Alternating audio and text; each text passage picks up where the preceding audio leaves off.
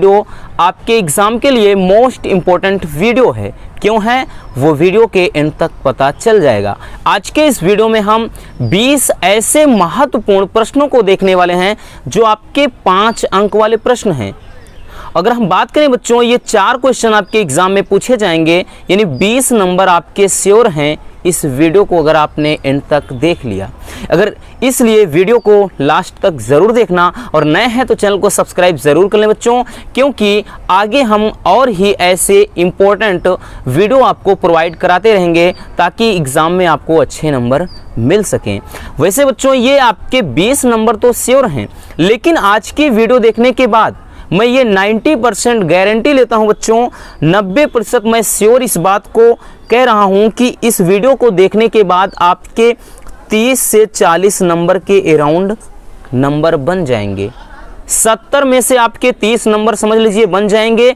वो इसलिए क्योंकि इससे रिलेटेड ये जो क्वेश्चन होंगे आपके, इनसे रिलेटेड आपके शॉर्ट क्वेश्चन भी बनते हैं, इसलिए वीडियो को एंड तक ज़रूर देख लेना। चलिए हम वीडियो स्टार्ट करते हैं। तो चलिए पहला क्वेश्चन क्या आपको देखना है, और सारे के सारे क्वेश्चन बच्चों आपके 20 प्रश्न हैं और 20 में से 10 से 12 प्रश्न ऐसे हैं जो आपके 100% एग्जाम में श्योर हैं, यानी उनको 100% आपको तैयार करके जाना है बच्चों, नहीं तो आप धोखा खा जाएंगे एग्जाम में। क्योंकि जिस दिन रिजल्ट आता है 1 नंबर की कीमत पता चल जाती है, क्योंकि 1 नंबर से तो कोई 90% पा जाता है और 1 नंबर ना पाने की वजह से कोई फेल हो जाता है। इसलिए बहुत ही ज़्यादा इम्पोर्टेंस है इन क्वेश्चन की। ठीक, चलिए आपके पास जो भी क्वेश्चन बैंक है उसमें टिक कर लीजिएगा। बाकी इसकी वीडियो आपको कहाँ से मिलेगी, कहाँ से सॉल्यूशन आपको मिलेगा, वो हम वीडियो के एंड तक बता देंगे। पहला क्वेश्चन है कि वैद्युत द्विध्रुव के कारण अक्षीय व निरक्षीय स्थिति में वैद्युत क्षेत्र की तीव्रता, इसका जो व्यंजक होता है बच्चों मोस्ट इंपॉर्टेंट है। अगर हम बात करें इन दोनों में, दोनों अलग अलग हैं, लेकिन सबसे ज़्यादा आपका अक्षीय स्थिति वाला पूछा जाता है। बात समझ में आई। चलिए दूसरा क्वेश्चन क्या है बच्चों, दूसरा क्वेश्चन है आपका एक समान वैद्युत क्षेत्र में रखे द्विध्रुव पर लगने वाला बलाघूर्ण। ये क्वेश्चन आपके साल भी पूछा गया था, ठीक है ना। चलिए नेक्स्ट क्वेश्चन है, तीसरा क्वेश्चन है बच्चों की समांतर प्लेट संधारित्र की धारिता के लिए व्यंजक। अगर हम बात करें बच्चों, ये आपके फिजिक्स में मोस्ट इंपॉर्टेंट क्वेश्चन है। ठीक, अब की बार 7 सेट बने थे और 7 सेट में 3 सेट में पूछा गया था, और अगर हम बात करें बच्चों 2020 के सेट में ये क्वेश्चन लगातार 3 से 4 सेट में पूछा गया था। समझ में आ गया। चलिए अब हम देख लेते हैं अगला क्वेश्चन। ठीक, तो इसको आप बहुत ही ज़रूरी है, इसको अच्छे से देख करके जाइएगा। बाकी इसकी वीडियो है, हम आपको बताएंगे कहाँ से आपको मिलेगी। चौथा क्वेश्चन है गॉस की प्रमेय। गॉस की प्रमेय या गॉस का नियम तथा गॉस के नियम के अनुप्रयोग, ये भी आपका मोस्ट इंपॉर्टेंट क्वेश्चन है आपके बोर्ड एग्जाम की दृष्टि से। 3 से 4 सेट में हर साल ये पूछा जाता है, ठीक ना। नेक्स्ट क्वेश्चन है बच्चों, यहाँ से हम बात करें, जो 5वां क्वेश्चन है वो है वैद्युत परिपथ संबंधी किरचॉफ का नियम। वैद्युत परिपथ संबंधी किरचॉफ का नियम, तो इसे भी अच्छे से तैयार करके जाना। ठीक, आपके पास जो भी क्वेश्चन बैंक है उसको लीजिए और उसमें इन सारे क्वेश्चन को आप टिक करके समझ लीजिए, आपको 100% इन पर दे देना है। मान के चलिए आपके 10 से 12 मोस्ट इंपॉर्टेंट होंगे, तो 10 से 12 दिन में एक डेरिवेशन तैयार करिए, और आपको कुछ डेरिवेशन इसमें से हम बताएंगे कहाँ से मिलेंगे, जो हमने आपको पहले ही सिद्ध कराया है, ठीक है ना। इसलिए आपको घबराने की ज़रूरत नहीं है। चलिए अब हम देख लेते हैं अगले क्वेश्चन को। 6वां क्वेश्चन बच्चों, विभवमापी का सिद्धांत। विभवमापी का सिद्धांत, इसकी व्याख्या करना होगा, ये भी आपका मोस्ट इंपॉर्टेंट क्वेश्चन है, ठीक है ना। और 7वां क्वेश्चन है 2 समांतर धारावाही चालक के बीच लगने वाला बल। ये भी हम बात करें बच्चों, इस पर भी आप स्टार लगा कर रखिए, आपका ये मोस्ट इंपॉर्टेंट क्वेश्चन है। तो 3 तो मोस्ट इंपॉर्टेंट क्वेश्चन हो गए, ठीक, तो इसको भी आप अच्छे से देख करके जाइएगा। उसके बाद हम बात करें बच्चों 8वां क्वेश्चन देखिए, सबके सब ये आपके 5 नंबर वाले हैं, इसलिए इनको तो आपको देख करके ही जाना है बच्चों। ठीक, मोस्ट इंपॉर्टेंट है और आपके 4 क्वेश्चन पूछे जाएंगे, तो इतना भी ज़्यादा नहीं है। आई थिंक 10 से 12 क्वेश्चन है, तो 10 से 12 दिन में एक डेरिवेशन तैयार हो जाएगा। ठीक, नेक्स्ट क्वेश्चन है बच्चों 8वां नंबर जो प्रश्न है, गोलीय पृष्ठ द्वारा अपवर्तन का सूत्र। गोलीय पृष्ठ द्वारा अपवर्तन का सूत्र, ये भी आपका इंपॉर्टेंट क्वेश्चन है, तो इसे भी आप देख लीजिएगा। और बात करें 9वां क्वेश्चन, यंग के रेखा छिद्र का प्रयोग, या फिर इसमें फ्रिंज की चौड़ाई के लिए व्यंजक पूछा जाएगा। और ये भी आपका स्टार लगा लीजिए, आपका मोस्ट इंपॉर्टेंट क्वेश्चन बन जाता है। ये भी आपका मोस्ट इंपॉर्टेंट क्वेश्चन है, क्योंकि 7 सेट बने अगर, तो मान के चलिए 3 से 4 सेट में तो ये जरूर क्वेश्चन दिखाई पड़ेगा, तो आप इसकी वैल्यू समझ सकते हैं। उसके बाद नेक्स्ट क्वेश्चन है, एकल झिर्री द्वारा विवर्तन प्रारूप की व्याख्या। ये भी आपका मोस्ट इंपॉर्टेंट क्वेश्चन है, ठीक है ना। एकल झिर्री द्वारा, देखिए वैसे तो बहुत सारे बच्चों क्वेश्चन हैं, लेकिन हमने केवल उन्हीं क्वेश्चन को पिक किया है जो आपके एग्जाम की दृष्टि से 90 से 95% श्योर है कि आ जाएं। बात समझ में आई।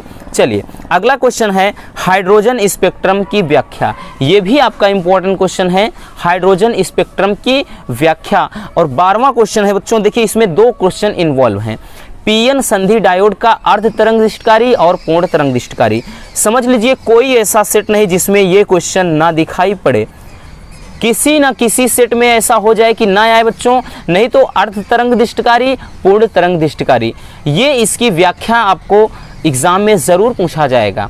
तो ये रहे आपके 12 बहुत ही महत्वपूर्ण प्रश्न जो आपको 100% इन पर देना है, यानी इनको तो ज़रूर तैयार करके जाना है। लेकिन इसके अलावा 8 ऐसे क्वेश्चन हैं जो आपके एग्ज़ाम के लिए वो भी इम्पोर्टेंट हैं। ठीक, तो चलिए हम उनको देख लेते हैं और उन क्वेश्चन को भी आप अपने जो भी क्वेश्चन बैंक है उसमें टिक कर लीजिए। क्वेश्चन नंबर 13 क्या कह रहा है कि अनुगमन वेग के आधार पर ओम के नियम की व्याख्या करिए।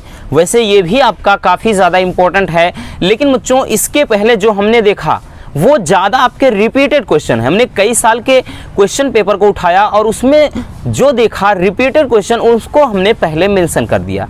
हालांकि ये भी आपका इंपॉर्टेंट है, ऐसा नहीं कि ये क्या है बेकार है, तो इसलिए इसको भी आप देख करके जाइएगा, क्योंकि बहुत सारे बच्चे ऐसे होते हैं जो बाद में ये कमेंट करेंगे कि सर आपने बताया कुछ आया नहीं, क्योंकि कुछ सेट ऐसे बन जाते हैं जो थोड़ा डिफिकल्ट होते हैं, टफ होते हैं, तो उनमें ये क्वेश्चन आपको दिखाई पड़ेंगे। और अगला क्वेश्चन है बच्चों, ट्रांसफार्मर के सिद्धांत तथा क्रियाविधि का वर्णन। वैसे इस चैप्टर में आपका एक 5 नंबर वाला मोस्ट इंपॉर्टेंट न्यूमेरिकल पूछा जाता है। ठीक, उसको हमने 3-4 वीडियो के माध्यम से देख रखा है, तो न्यूमेरिकल वाली वीडियो देख लीजिए। ठीक, तो ट्रांसफार्मर के सिद्धांत तथा क्रियाविधि का सचित्र वर्णन करने को आता है, ये भी आपके 5 नंबर में पूछा जाता है। या फिर अगर हम बात करें जो 5वां क्वेश्चन है, 15वां है, संयुक्त सूक्ष्मदर्शी एवं खगोलीय दूरदर्शी का किरण आरेख। इन दोनों में अगर हम बात करें इसमें और इसमें, ठीक, संयुक्त सूक्ष्मदर्शी और खगोलीय दूरदर्शी, या इसी को ज्योतिष दूरदर्शी करके पूछा गया था 2021 में, तो इन दोनों में भी आपका ये क्या है किसी न किसी सेट में दिखाई पड़ जाते हैं। ठीक, चलिए अगला क्वेश्चन है, क्वेश्चन नंबर 16 है, हाइगेंस के द्वितीयक तरंगिकाओं का सिद्धांत, या फिर हाइगेंस के द्वितीयक तरंगिकाओं के सिद्धांत के आधार पर परावर्तन की व्याख्या और अपवर्तन। तो ये भी आपका मोस्ट इंपॉर्टेंट है, उस कैटेगरी में हमने नहीं रखा है, लेकिन ये भी आप अच्छे से देख लीजिएगा। समझ में आया। चलिए अगला क्वेश्चन है बच्चों, क्वेश्चन नंबर 17 है, फोटो डायोड का सिद्धांत व कार्य विधि। हालांकि ये भी आपकी बार अगर हम बात करें फोटो डायोड, तो ये 2022 में पूछा गया क्वेश्चन है, एक सेट में ये आया था। तो ये भी क्या है, फोटो डायोड, उसी जो लास्ट वाला चैप्टर है ना, उस चैप्टर से ये पूछा जाता है। ठीक, चलिए अब हम देख लेते हैं आगे क्वेश्चन को।